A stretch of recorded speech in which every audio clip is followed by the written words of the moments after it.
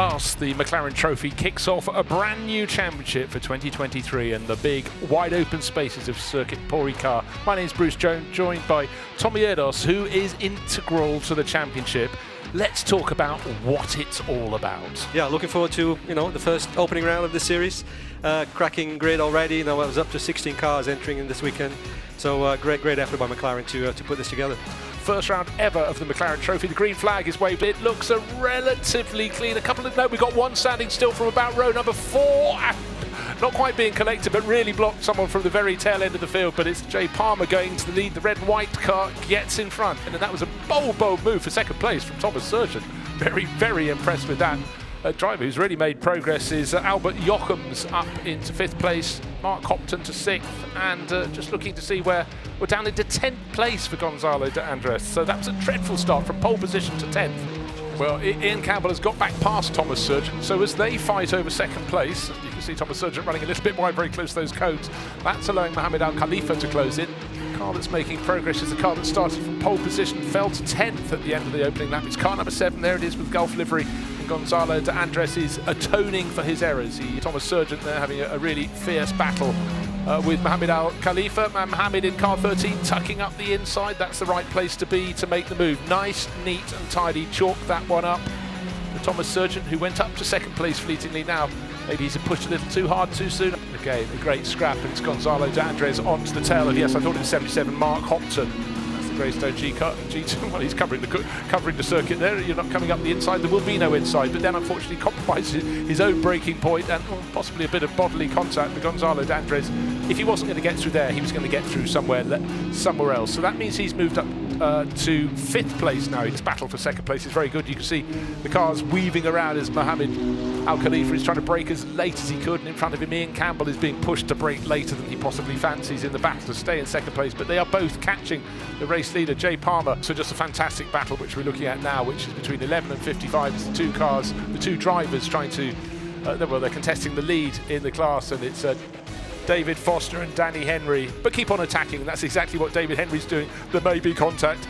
I don't think there quite was, but it was very close going into the final corner of this particular lap and accelerating away. I'm actually quite surprised that David Henry was able to get the power down sooner than David Foster, but I don't think this one's finished yet. And these will be two drivers who won't quite want to report to the pits just now. They're busy, they're having fun.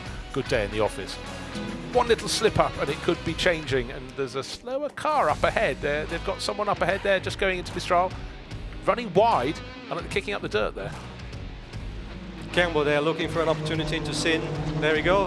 He's actually put pressure on Palmer. Palmer ran wide, and Campbell's your new leader.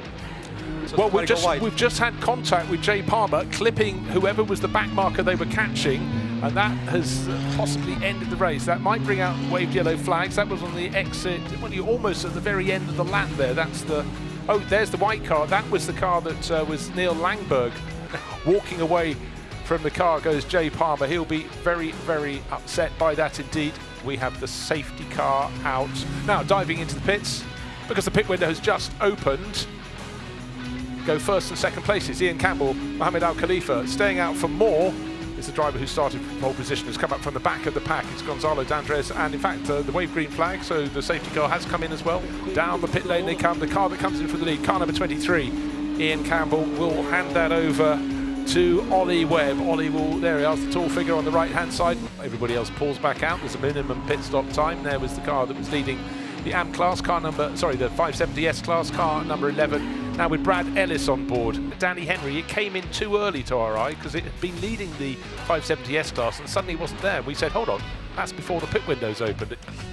Ewan is a very capable driver. He's going to give him a hard time, make no mistake, and this is going to be a really interesting battle.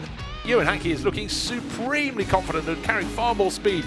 Ollie Webb is living dangerously. Ewan Hankey, he's got the scent in his nose and he's going to make the move up the inside, leaving Ollie Webb the only choice to go around the outside. The outside eventually unwinds on him at Dubose. So there is a change for the effective lead, but there is Ollie Webb's car.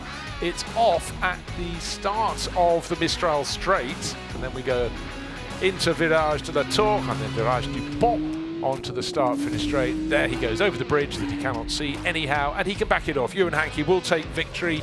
It could have been by 8 seconds, it matters not. It's more than comfortable over Charlie Hollings. So let's take a look at the official results as they stand provisionally at the end of the race. Mark Hopton and Ewan Hankey leading the race and winning the race by 9.3 seconds over Mohamed Al Khalifa and Charlie Hollings. Gonzalo de Andres and Thomas Pintos will be cursing de Andres' non-getaway that dropped him from pole to last. They came home still a very impressive third overall. And Albert Jochems and Charles Volsman, all Dutch lineup, taking fourth place because a time penalty of 5 seconds moved Thomas Surgeon and Michael O'Brien back to fifth. David Foster and Brad Ellis, the winners of the 570S class, in sixth place overall. Then Danny Henry takes 7 and second in class. Then come David Waddington and Adam Wilcox in their Artura, and then completing the 570S podium positions, the first three with Rafael Martinez and Jem Hepworth, who were just on the tail of Waddington and Wilcox at the end of the race. Rounding out the top 10, the American Ron Trenker and John Lancaster.